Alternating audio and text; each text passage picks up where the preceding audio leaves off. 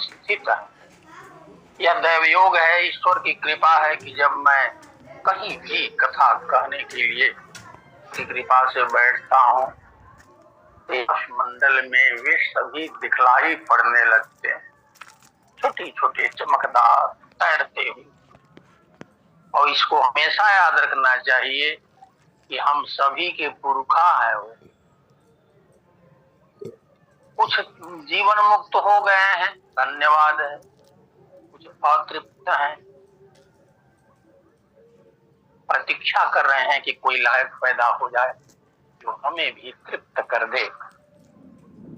तो जब श्रीमद् भागवत कथा सुनने से प्रेत जोन प्राप्त धुंधुकारी मुक्त हो सकता है, तो हमारे पटेल जी के इस कार्यक्रम से जो भगवान की कथा जीवन आत्माएं सुन रही हैं, वो कितनी संख्या में जीवन मुक्त हो चुकी होंगी, तृप्त हो चुकी होंगी, संतृप्त हो चुकी होंगी, इसकी गणना हम नहीं कर सकते क्योंकि देख नहीं रहे हैं।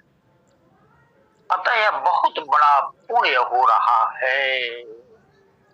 हमारे पुरखा तो तृप्त हो ही रहे हैं, दूसरे भी आत्माएं जो जाने अनजाने कथा को सुन रही सब तृप्त हो रहे, बिना किसी भूमिका के। ये जो प्रसंग दिया गया है, आप सब इसको पढ़े हैं, अयोध्या कांड का दोहा नंबर 133। अब इस पर विचार करें। विचार क्या करना है? सबसे पहले ईश्वर से हम लोग प्रार्थना करें कि हम सभी को आज तपस्वी की आंख दे परमपिता परमेश्वर। सांसारिक आंख से न यह कथा समझ में आने वाली है, न हृदयंगम होने वाली है। सबसे पहले निर्मल मति हम लोगों को ईश्वर प्रदान करे, जो दंभ का बोझ, ज्ञान का बोझ, ज्ञान की गठरी हम लोग अपने अपने मस्तिष्क पर बोझिल करके ढो रहे हैं, उसको उतार दें थोड़ी देर के लिए और दिव्य चक्षु से, दिव्य नेत्र से देखें और अंतरात्मा से प्रेम पूर्वक समर्पित भाव से प्रभु की कथा सुने। महर्षि वाल्मीकि के आश्रम से चित्रकूट परम पावन स्थल की दूरी आज की तारीख में 27.4 किलोमीटर है। आज की तारीख में रास्ते हैं। उस जमाने में बीहड़ था, घने जंगल थे, शेर, बाघ, चीते, भयानक सर्प, बाघ दिन के 12 बजे रास्ते में आ जाया करते थे। आज हम लाखों वर्ष पहले की कथा को आज के परिवेश में सुन रहे हैं। कुछ लोग तो एसी में बैठकर सुन रहे होंगे जिनको ईश्वर ने दिया है। वो क्या जानेंगे कि 5 लाख वर्ष पहले भगवान श्री राम मनुष्य का रूप धारण करके किस तरह से यात्रा किए होंगे। तो सबसे पहले जिनकी हम कथा सुन रहे हैं, जिस स्थल पर प्रभु बैठे हुए हैं, उसके बारे में जब तक नहीं जानेंगे और अपने को नहीं जानेंगे, तब तक कथा समझ में आने वाली नहीं है। प्रभु श्री राम क्या है? इनसे बड़ा कोई नहीं। आप उस कहां खोजों जाइए, यह एक वाक्य कहने का विषय नहीं है। ब्रह्म संहिता में लिखा है कि भगवान अनंत ब्रह्मांड, एक सूरज नहीं है आकाश। जो एस्ट्रोनॉमिस्ट हैं वे लोग इसका अनुभव करते हैं। जिनका विज्ञान से संबंध नहीं है उनको समझाया जाए तो उनकी समझ में ही नहीं आएगा, और जो विज्ञान से संबंध रखने वाले हैं उनको भी बहुत समझ में नहीं आएगा। जब तक हम अंतर मन में नहीं झांकेंगे तब तक नहीं पता चलेगा हम क्या हैं, प्रभु क्या हैं, ब्रह्मांड क्या है। एक सूरज हम लोगों का है, हमारा विज्ञान कहता है कि यह दुनिया सूरज है। सबसे छोटा सूरज वैज्ञानिक इसको मानते हैं। टेलीस्कोप से वैज्ञानिकों ने एक ऐसे सूरज को देखा है तो अनंत, एक ऐसे सूरज को देखा है जो 7 सेकेंड में जितनी गर्मी पैदा करता है, हमारा सूरज 1 वर्ष में उतनी गर्मी पैदा करता है। इसी से अंदाजा लगा लीजिए कितने सूरज हैं, कैसे कैसे सूरज होंगे। अनंत सूरज है, गिना नहीं जा सकता। ये आकाश मंडल का विस्तार अनंत है, इसकी सीमा कोई नहीं जाना जा सकता। और हमारे प्रभु श्री राम निराकार रूप में जब हैं, सांस लेते हैं, ये अनंत अनंत ब्रह्मांड उनके मुख में प्रवेश कर जाते हैं, और जब सांस बाहर निकालते हैं सब बाहर निकल जाते हैं। वो परमपिता परमेश्वर भगवान श्री राम हैं, जो अपने ही शरीर में 3.5 हाथ का इंसान बनकर हम लोगों को शिक्षा देने के लिए संघर्ष में कैसे जीना चाहिए, कैसे जीवन गुजारना चाहिए, उपस्थित है। और हम क्या है? परमात्मा अनंत है, ध्यान दीजिएगा। अनंत के अनंत टुकड़े छोटे छोटे भाग कर दिए जाएं और उस भाग को सभी भागों को हटा दिया जाए, तब भी अनंत वैसे ही रहता है। एक महात्मा जी कथा सुना रहे थे कि परमपिता परमेश्वर श्री राम के रूप में अवतार लिया, तो उसी में एक जेंटिलमैन खड़े हो गए। उन्होंने कहा तब तो सीट खाली हो गई होगी, तो वहां कौन बैठा होगा? ब्रह्मांड का शासन प्रबंधन कौन करता होगा? तो महात्मा जी ने कहा विज्ञान पढ़े हो? तो हाँ पढ़े हैं। तो बताओ अनंत में से अनंत घटा देने पर कितना आता है जी? पशु बैठ गया। जो अनंत है उसको कितना भी उसमें जोड़िए, कितना भी घटाइए, वो अनंत ही रहेगा। हमारे प्रभु अनंत है, और अनंत के अनंत छोटे छोटे भाग कर दिए जाए तो एक भाग हम लोग हैं। अपनी औकात समझ लें। हमारा जन्म से ही परिवार ने, समाज ने इतना अभ्यास डाल दिया है कि जहां तक हमारी दृष्टि जा रही है बस उतना ही समझ में आ रहा है, बाकी सब समझ में नहीं आ रहा। हम जिसकी कथा सुन रहे हैं उसमें दम्भ नहीं होना चाहिए, श्रद्धा से सुनिए, उसको तर्क से जाना नहीं जा सकता। भगवान श्री राम तो ये हो गए, और जो जगदम्बा सीता है, एक लाइन लिख दिया गोस्वामी तुलसीदास, उपजहि जासु अंश गुण खानी, अगणित लक्ष्य उमा ब्रह्मानी। 1 2 नहीं, अगणित अनंत। भृकुट विलास जासु जग होई, राम बाम दिश सीता सोई। माता सीता से बड़ा कौन है? दृष्टि केवल डाल दें तो सृष्टि तैयार हो जाए, थोड़ी सी टेढ़ी दृष्टि डाल दें तो भस्म हो जाए। वो माता जी तो 3.5 हाथ की बाड़ी नहीं। और जो लक्ष्मण जी हैं महाशेष है। ये अनंतानंत ब्रह्मांड जिस शक्ति से स्थापित है, वो महाशेष के अंश, शेष के द्वारा। हम शेष समझते हैं नाग को, ऐसा नहीं है। वैसी दिव्य शक्ति है, वो महाशेष है।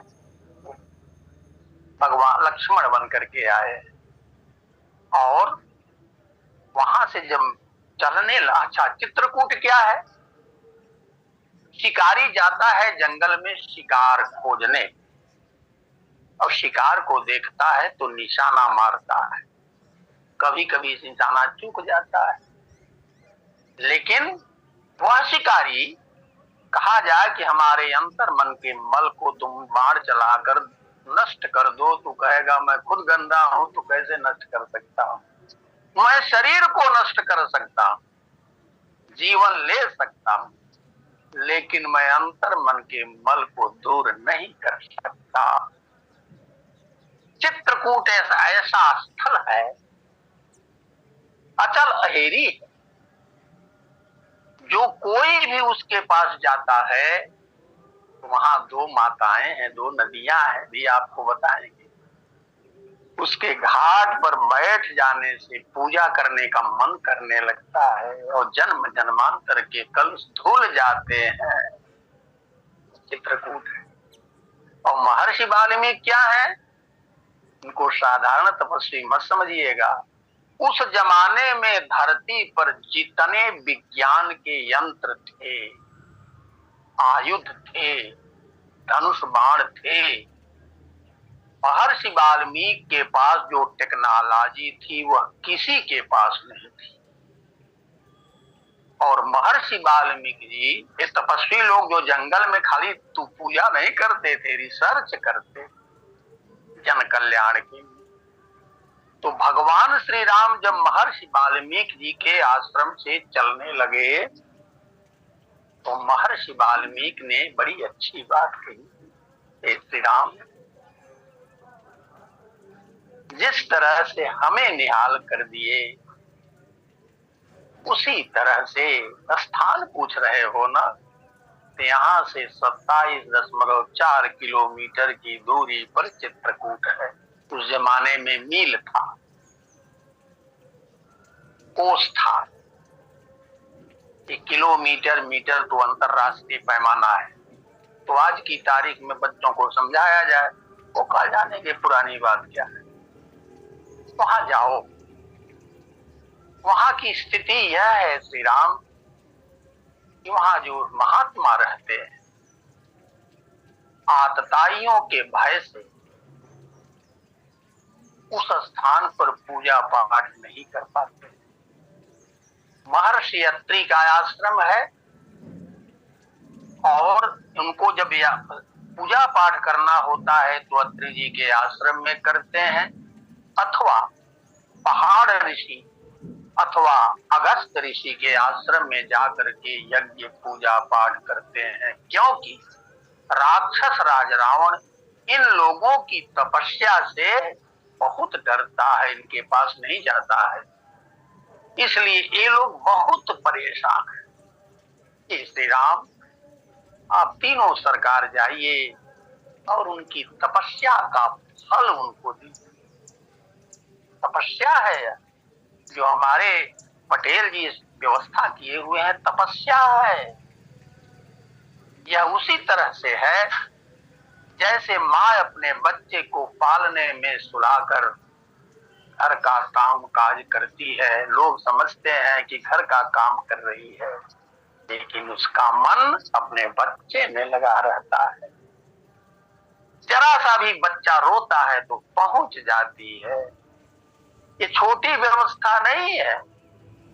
संसार जीने के लिए, समाज में रहने के लिए वो भी जरूरी है। वो सब करते हुए दिल और दिमाग लगा रहता है कि हमें 4 बजे से 6 बजे तक इस व्यवस्था को देना है, कनेक्शन जोड़ना है। किससे किससे कनेक्शन जोड़ा जाए, इससे बड़ी तपस्या क्या होगी।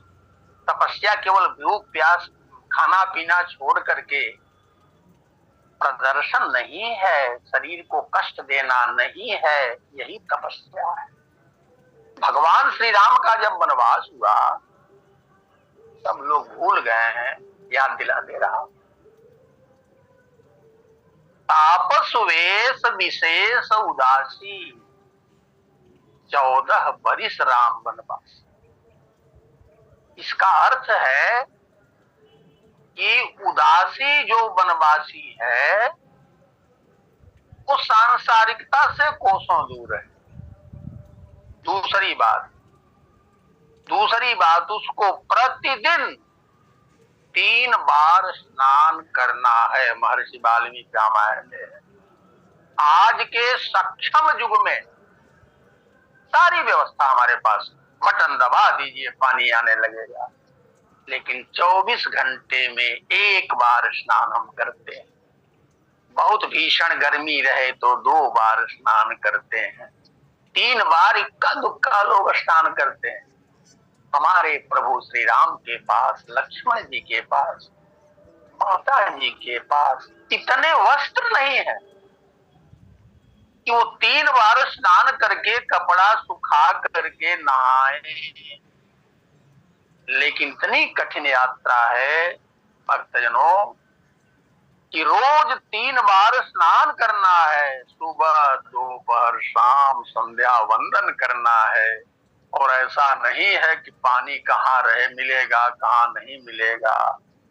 छोटे छोटे तालाब, कहीं 10 बाल्टी पानी है, कहीं 50 बाल्टी पानी है, छोटे छोटे जलाशय कहीं मिल गए तो हमारे प्रभु वहीं रुक करके स्नान करते हैं, संध्या वंदन करते हैं। कांटेदार वृक्ष हैं, विश्राम करते हैं, वो धन्य वृक्ष है, धन्य तालाब है, धन्य वो जलाशय। ये साधना है और हम लोग सांसारिक दृष्टि से अपने प्रभु को देखते हैं, वहां से हमारे प्रभु चलते हैं। लेकिन महर्षि वाल्मीकि जी ने एक भी दिव्य हथियार हमारे प्रभु को नहीं दिया। ध्यान दीजिए, एक लाइन बतला दें, जो माता सीता का परित्याग किया था भगवान ने, वो माता जी की इच्छा से किया था। और इसलिए भी किया था कि महर्षि वाल्मीकि इतने बड़े हथियार के मालिक हैं, यह टेक्नोलॉजी गलत हाथों में अगर चली गई तो पूरे संसार का विध्वंस हो जाएगा। और हमारे गुरुजी इस मामले में बड़े कंजूस हैं, इसलिए वो टेक्नोलॉजी हमें लेनी। मानव का सबसे बड़ा, मानव की कमजोरी यह है कि उसको अगर चोट पहुंचाया जाए सम्मान पर तो क्रोध में, आवेश में आता है। अगर गुरुजी को थोड़ा सा उनके सम्मान को, स्वाभिमान को स्पर्श कर दिया जाए तो हमारे गुरुजी, हमारा जो चिंतन है वो काम पूरा हो जाए।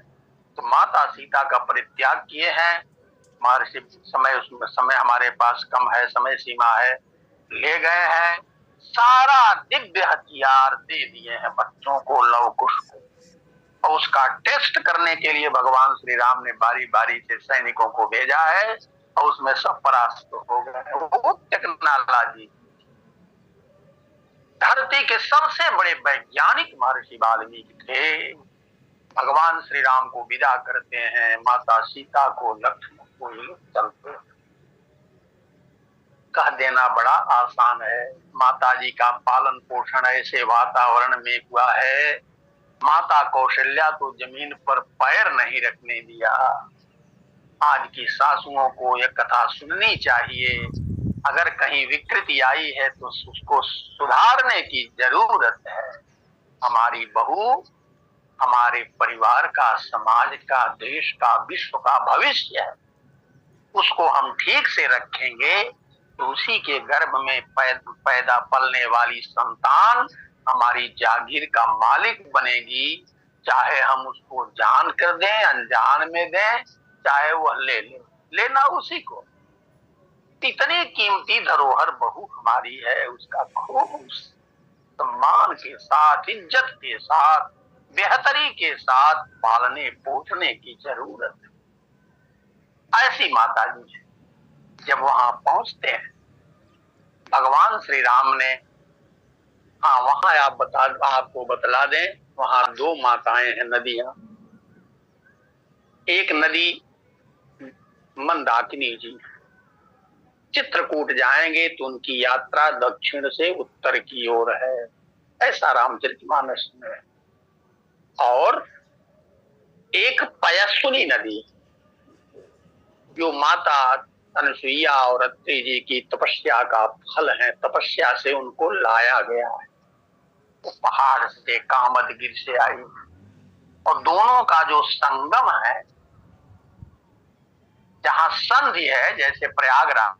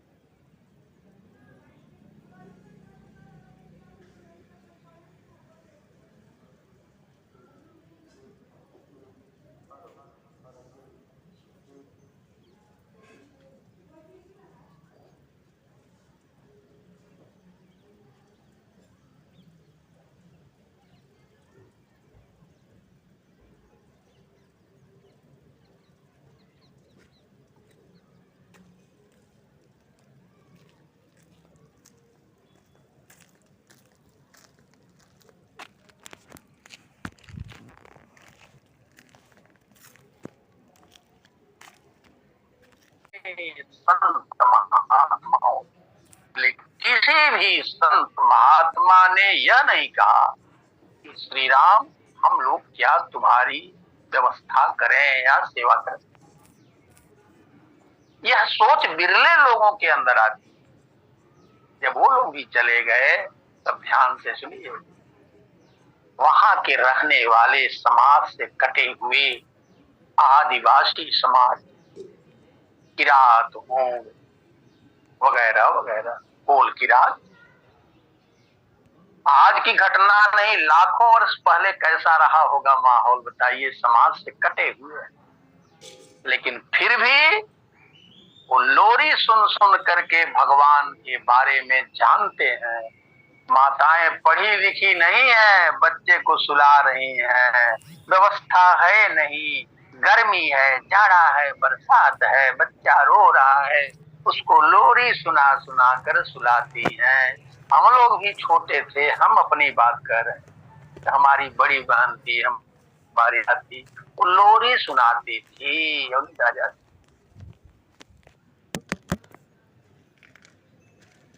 दिल एकदम निर्मल है, गंगा जी की तरह पवित्र है। लोग आते हैं सब कंद मूल फल लेकर के प्रभु श्री राम के सामने रखते और उस दर्शन का लाभ लेते हैं। उसी में से कोई कहता है, सरकार क्या बनाया है विधाता ने, आप हम लोगों को निहाल करने के लिए आप आए। धन्य वो नदी है, धन्य वो तालाब है, धन्य वो जलाशय है जहां आप स्नान किए हों, धन्य वो वृक्ष है जिसकी छाया में स्नान किए, धन्य वे पशु पक्षी हैं जंगल के जो आपका दर्शन किए होंगे। आज हम लोगों को निहाल करने के लिए आप आ गए प्रभु। आप विश्वास कीजिए, यह क्षेत्र यद्यपि सुरक्षित है लेकिन बाहर बड़ा खतरा है। शेर, बाघ, चीते, नाग, तमाम विषैले जानवर जंतु जंगल में, भयानक जंगल में उपस्थित है और हम लोग जो है आपकी पूरी सहायता करेंगे और बढ़िया बढ़िया जलाशय से जल लाकर आपको देंगे। रात दिन हम लोग परिवार के साथ आपकी सहायता करेंगे। एक लाइन सुन लीजिए, गागर है किसको लौटाया, सागर किसकी प्यास बुझाया। समुद्र के किनारे चले जाइए, एक घूंट पानी आप नहीं पी सकते, बड़ा नमकीन जल है।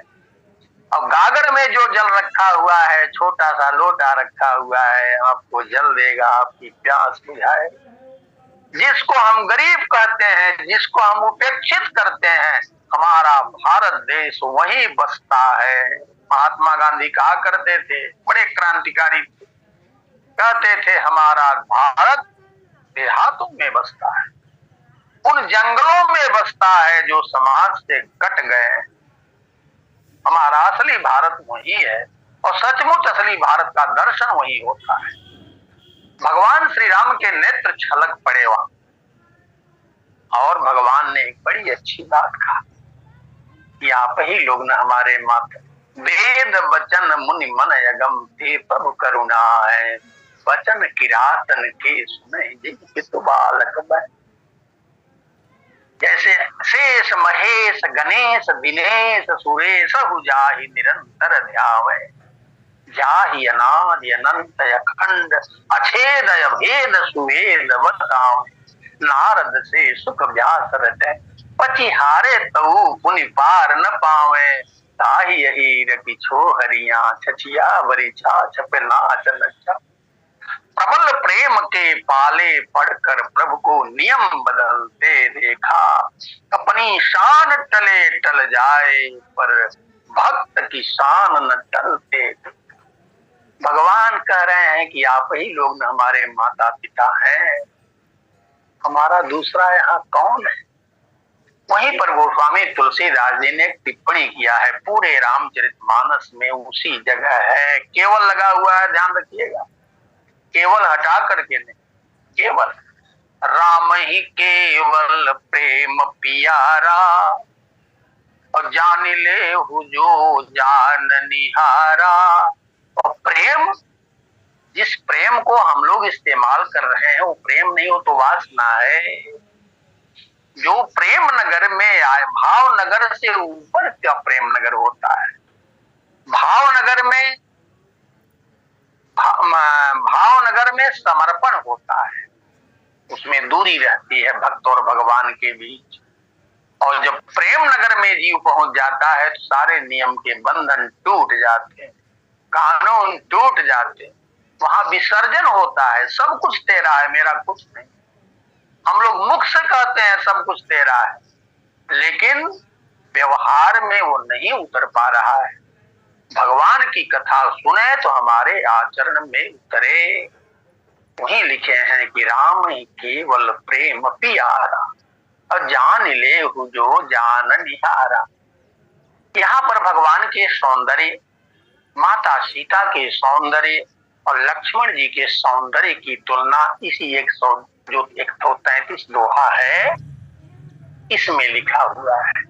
ऐसे नहीं है भगवान।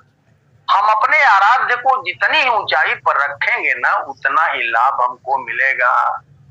हम लोग खरीदते हैं टंकी पानी वाली, प्लास्टिक की, पॉलीथीन की, वो जितनी ऊंचाई पर रहती है उतनी वेग से पाइप से जलाता है और उसको गड्ढे में रख दीजिए, ऊपर पाइप ले जाइए तो पानी नहीं जाता है।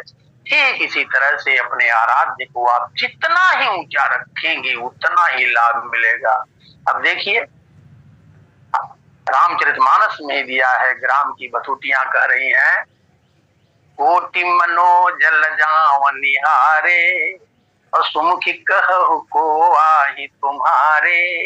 वो पढ़े लिखे नहीं है, लेकिन वो कह रहे हैं करोड़ों करोड़ों कामदेव को आपका इनका सौंदर्य जो है लज्जित कर देगा। हे सुमुखी, हे माता जी, ये कौन है आपकी? और हम कहते हैं कि दोहा बतला रहा है कि कामदेव के समान सुंदर है, लक्ष्मण जी बसंत ऋतु के समान है और माता जी रति के समान है। इतना गलत इसमें, ये भौतिक दृष्टि से जो लोग देख रहे हैं देवता लोग, ये उनके लिए, संत महात्माओं के लिए यह नहीं है, क्योंकि तपस्वी है भगवान श्री राम। और भगवान शंकर ने तो काम को भस्म कर दिया था ना। अब यहाँ काम से तुलना हमारे प्रभु की जो की जा रही है, गले के नीचे नहीं उतर रहा है। हमारे प्रभु परम विरागी, हमारी माता जी परम विरागी, हमारे लक्ष्मण जी परम विरागी हैं, लेकिन हमारी दृष्टि अलग अलग है। 14 वर्ष तक बहुत कठिन साधना है तीनों सरकार का, और यह जो दोहा है हमारी समझ में तो नहीं आता है। केवल इतना ही समझ में आता है कि जो देवता लोग देख रहे थे, आए देव सदा स्वारथी वचन कहीं जन परमारथी, ये उनका दृष्टिकोण यहाँ पर गोस्वामी तुलसीदास जी ने लिखा है।